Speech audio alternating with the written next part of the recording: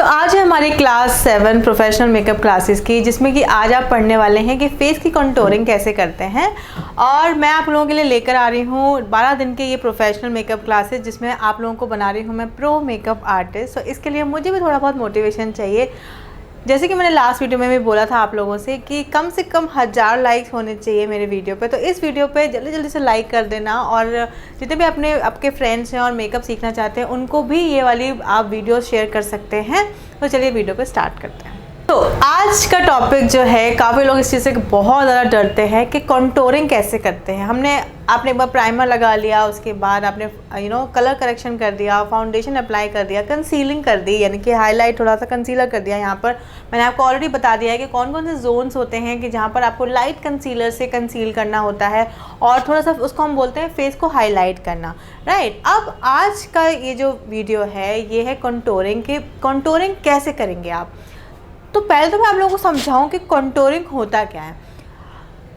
क्या होता है कि हम जब फाउंडेशन अप्लाई करते हैं, जब हम कंसीलर्स अप्लाई करते हैं, तो हमारे जो फेस के नेचुरल कर्व्स हैं, यानी कि जो एक थोड़ा कहीं कहीं जैसे कि चीक बोन्स, यहाँ पर हमारा बोन होता है, लेकिन जब हम फाउंडेशन अप्लाई किया हमने या कुछ, तो ये चीक बोन्स का जो बोन का जो पार्ट होता है ना, वो छुप जाता है फाउंडेशन के बाद। तो पूरा जो स्किन होती है ना हमारी, वो पूरी इवन सी लगने लगती है। लेकिन कंटूरिंग से आप फेस को, किसी का अगर फेस ब्रॉड है तो आप उनके कंटूरिंग की हेल्प से आप उनके फेस को थोड़ा सा स्कल्प्ट लुक दे सकते हैं, एक शार्पनेस दे सकते हैं।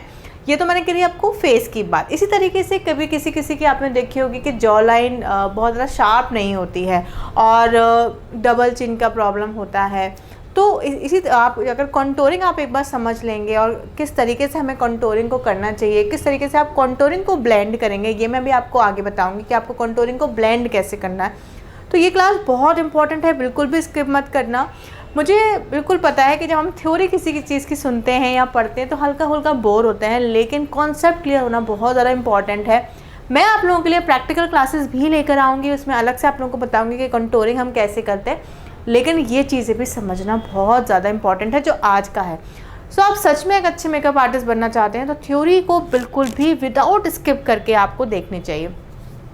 तो कमिंग टू द टॉपिक कि कंटूरिंग क्या होता है। तो कंटूरिंग जो है बेसिकली आपके फेस को शार्प करता है। जैसे मैंने बोला, किसी की अगर डबल चिन है तो उसको हाइड करता है, किसी की नोज़ ब्रॉड है तो उसको थोड़ा पतला दिखाता है, किसी का फोरहेड चौड़ा है और आपको उसको थोड़ा दिखाना है कि थोड़ा कम चौड़ा दिखाना है, तो उससे आप कंटूरिंग की हेल्प से आप दिखा सकते हैं। अब ये जो होता है कंटूरिंग, अगर आपने एक बार कर दी तो उनके सेल्फीज़ बहुत अच्छे आते हैं। उसके अलावा उनका पूरा जो फ़ोटोज़ होंगे या फिर जो वीडियोस बन रहे होंगे वो बहुत अच्छे आएंगे।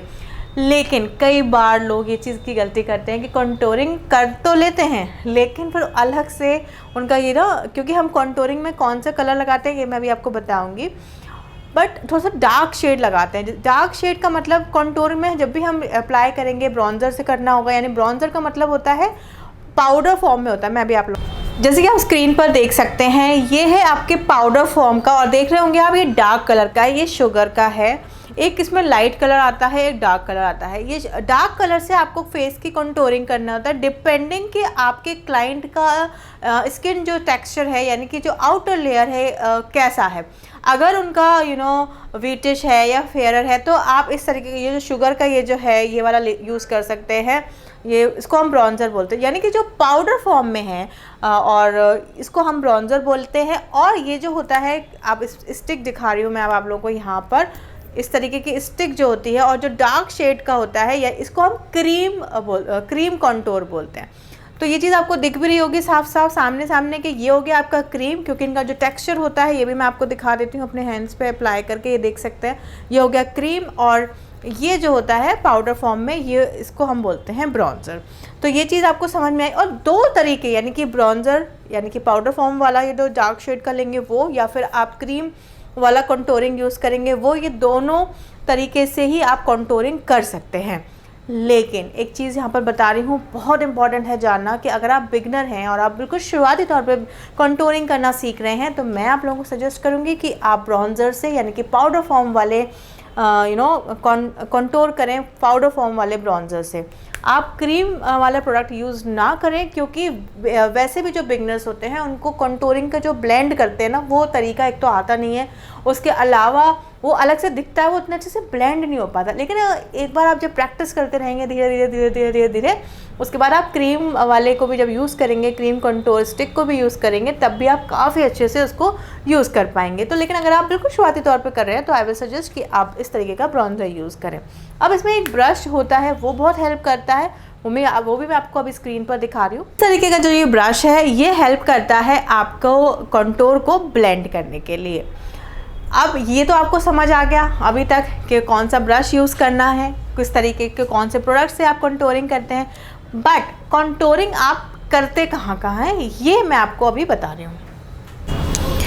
सो जैसे कि मैं आपको स्क्रीन पर यहाँ पर मैंने मोबाइल में एक फ़ोटो दिखा रही हूँ आप लोगों को, कि जहाँ पर डार्क शेड देख रहे हैं आप, यानी कि चीक बोन्स के ऊपर यहाँ पर अप्लाई किया है, नोज़ के साइड्स पे अप्लाई किया है, जॉ लाइन पे अप्लाई किया है एंड फोरहेड पे अप्लाई किया है। अब मैं आपको अपने फेस पर दिखाती हूँ कि कहाँ से हम कंटूरिंग कर सकते हैं। जैसे कि अगर किसी का फोरहेड बड़ा है, एक चीज़ और बता रही हूँ यहाँ पर, कंटूरिंग आपको हमेशा उन क्लाइंट्स को देनी है जहाँ पर ज़रूरत है। फॉर एग्जांपल, अगर सच में आपके क्लाइंट का फेस बड़ा है या फिर बहुत फ्लफ़ी है तो फिर आप कंटूरिंग उनको देंगे। अगर आपके क्लाइंट का फेस छोटा है या फिर पतला है तो आपको चीक बोन से कंटूरिंग करने की कोई भी इम्पोर्टेंस वहाँ है नहीं, और आपको करनी भी नहीं चाहिए, नहीं तो उनका फेस और ज़्यादा स्कल्प दिखने लगेगा। हो सकता है अब आप लोगों से ये बोलें तो कि दी अब इसमें 3D मेकअप हमें करना हो या आपका क्लाइंट को 3D मेकअप कराना हो तो कैसे कर सकते हैं, वो मैं अभी आपको बताऊंगी। इस वाले का आंसर भी मैं अभी आपको दूंगी। तो आपको पहले ये चीज़ समझना बहुत इंपॉर्टेंट है कि अगर आपके क्लाइंट का फेस बहुत ज़्यादा ब्रॉड नहीं है तो आप उनको चीक बोन से बिल्कुल भी नहीं देंगे। अब कंटूरिंग यहाँ पे मैं समझाती हूँ कि कैसे देनी कैसे है। जब भी आप कंटूर कर रहे हैं चीक बोन्स पर तो दो तरीके से कर सकते हैं। अगर आप बिल्कुल बिगनर हैं तो कि पहले तो आप अपने 3 फिंगर्स का यूज़ करें और उनको इस तरीके से रखना है आपके अपने क्लाइंट के फेस पर, और यहाँ से यानी कि जो आपके क्लाइंट का जो ईयर स्टार्ट हो रहा है और ये वाला जो माउथ एरिया होता है यानी कि दिस वन, यहाँ से हेयर लाइन से स्टार्ट करनी है कंटूरिंग और हल्का सा आपको माउथ एरिया पर यहाँ तक लाना है। ठीक है, बिल्कुल भी आप लोग ऐसा मत सोचना, मैं आपको प्रैक्टिकल ही दिखाऊंगी ना तब आपको बहुत अच्छे समझ में आएगा कंटूरिंग, और मेरे काफ़ी सारे वीडियोस हैं भी ऑलरेडी कंटूरिंग, आप जाके देख सकते हैं। बट स्टिल ये चीज़ समझो आप कि अगर आप बिल्कुल बिगनर हैं तो आपको स्टार्ट थोड़ा सा ऐसे करना है। कई बार क्या होता है कि बिगनर जो होते हैं ना बहुत ज़्यादा कंटूरिंग कर देते हैं, फिर वो ब्लेंड नहीं कर पाते हैं अच्छे से। कंटूरिंग में ब्लेंडिंग इज़ द की। जितना अच्छे से आप ब्लेंड करोगे ना कंटूरिंग को, वो दिखनी नहीं चाहिए, it should be like seamless, मतलब बिल्कुल दिखनी नहीं चाहिए। तो इसी तरीके से करेंगे कि जैसे ही आपने हेयर लाइन से लेकर और आपको माउथ एरिया तक कंटूर आपने लगा लिया with the help of bronzer या फिर स्टिक से, उसके बाद आपको ब्लेंड कैसे करना है। एक चीज़ और बता रही हूँ यहाँ पर, तो जो ब्लेंडिंग जब भी आप करेंगे तो कभी भी आपको नीचे की तरफ ब्लेंड नहीं करना है। जहाँ पर आपने contour for example cheek bones पर अप्लाई किया है वहाँ पर आपको बस टैप टैप करना है, ना ऊपर लेके जाना है ब्रश को ना नीचे लेके जाना, बस आपको वहीं टैप टैप करना है। बहुत अच्छे से ब्लेंड हो जाएगा जिस तरीके से मैं भी आपको बता रही हूँ। और उसके अलावा एक चीज़ और है यहाँ पर कि अगर आपको तब भी नहीं समझ में आ रहा, कई बार आपको नहीं आया समझ में कि भाई हमें यहाँ पर कहाँ पर अप्लाई करना है, नहीं आ रहा, ईयर से माउथ तक नहीं आ रहा समझ में, तो बहुत ईजी तरीका है। आप अपने क्लाइंट को बोल सकते हैं कि आप थोड़ा सा लिप्स को ऐसे पाउट बना लो, और जैसे ही उनके जो चीक्स अंदर जाएंगे ना तो आपको एक गाइडलाइन मिलेगी आपको उनके फेस पे कि उनका कहाँ पर है वो बोन जहाँ पर आपको कंटूरिंग करनी है, क्योंकि हमें एग्जैक्टली उसी बोन पर डार्क शेड अप्लाई करना है। जब भी आप डार्क शेड यानी कि कंटूर अप्लाई करेंगे इट मीन्स कि वो आप छुपा रहे हैं, और जब हम लाइट शेड अप्लाई कर रहे हैं यानी कि जब हम फेस के हाईलाइट जोन्स जो मैंने आपको बताया था कि हाईलाइट कैसे करते हैं under eye area and then jawline के ऊपर, तो इट मीन्स कि वो चीज़ आप उभार रहे हो। लाइट शेड लगाया उभारने के लिए, डार्क शेड अप्लाई किया छुपाने के लिए, राइट। इसी तरीके से ये आपको मैंने बता दिया दोनों तरफ, मतलब दोनों चीक्स पर, ऐसा नहीं कि आपने थोड़ा एक चीक पे ऊपर कर दिया एक चीज़ पे नीचे कर दिया, दोनों तरफ बिल्कुल सिमिलर होना चाहिए। सिमिलर कैसे होगा, ऐसे ही होगा जैसे मैंने बताया। यू जस्ट से मतलब आप सिर्फ अपने क्लाइंट को बताइए कि आप पाउट बनाएं जहाँ पर आपका इस तरीके से, और जैसे बनेगा आपको एक गाइडलाइन मिल जाएगी। सिमिलरली आपको जॉ लाइन को शार्प दिखाना है तो आपको कंटूर यहाँ से अप्लाई करना है। कई लोग ये गलती करते हैं, कई बड़े बड़े लोगों का देखा है कि अलग से कंटूरिंग दिखती है, वो नहीं अच्छी लगती है। और क्या होता है कि जॉ लाइन के ना जस्ट ऊपर आपको नहीं करना है, नीचे करना है, ठीक है। नीचे आपको डार्क शेड अप्लाई करना है और नीचे की तरफ ही आपको इस तरीके से ब्लेंड करना है, राइट। समझ आ रहा होगा आई होप। इसी तरीके से जब आप नोज़ पर कंटूर अप्लाई करेंगे तो टॉप ऑफ द नोज़ पर करना है, साइड्स पे नहीं करना है, अगर आपको शार्प दिखानी है तो। अगर आपको वैसे भी सारे जितने भी एक अच्छा मेकअप आर्टिस्ट है तो एक शार्पनेस दिखानी ही चाहिए आप लोगों को नोज़ पे, क्योंकि अगर किसी क्लाइंट की आपकी शार्प नोज़ है भी तब भी आप जब फाउंडेशन अप्लाई करते हैं ना तो वो एक शार्पनेस छुप जाती है। तो उसके लिए भी सेम आपको यही करना है, टॉप ऑफ द नोज़ पर आपको कंटूर यानी कि डार्क शेड अप्लाई करना है एंड देन जहाँ पर आपने अप्लाई किया है वहीं पर आपको ब्रश की हेल्प से टैप टैप करते हुए ब्लेंड करना है। सिमिलरली फोरहेड, अब फोरहेड पे क्या होता है, कई क्लाइंट्स का ज़रूरी नहीं है कि आपको ज़रूरत पड़े फोरहेड पर कंटूर करने की, या फिर कंटूर आपको उसी केस में करना है जब उनका फोरहेड बहुत बड़ा हो। छोटा फोरहेड है तो आपको बिल्कुल ज़रूरत नहीं है कंटूर करने की, अनावश्यक आपको बिल्कुल नेसेसरीली नहीं दिख रहा है आपको कि करना चाहिए तो आप बिल्कुल उसको स्किप कर सकते हैं फोरहेड पे। लेकिन अगर आप किसी का क्लाइंट का फोरहेड चौड़ा है और आपको दिखाना है तो आपने फोरहेड पे अप्लाई किया एंड देन हेयर लाइन की तरफ आप उसको ब्लेंड करेंगे। नीचे की तरफ ब्लेंड कभी भी नहीं करना है, बस हेयर लाइन की तरफ, जिससे कि वो हेयर लाइन में मिक्स हो जाए। आई होप यहाँ तक आपको समझ आई होगी ये वाली बात।